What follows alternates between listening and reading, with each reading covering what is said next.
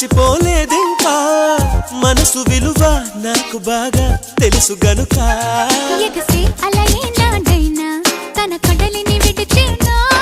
వదిలేస్తే తిరిగొచ్చేనా క్షణమైనా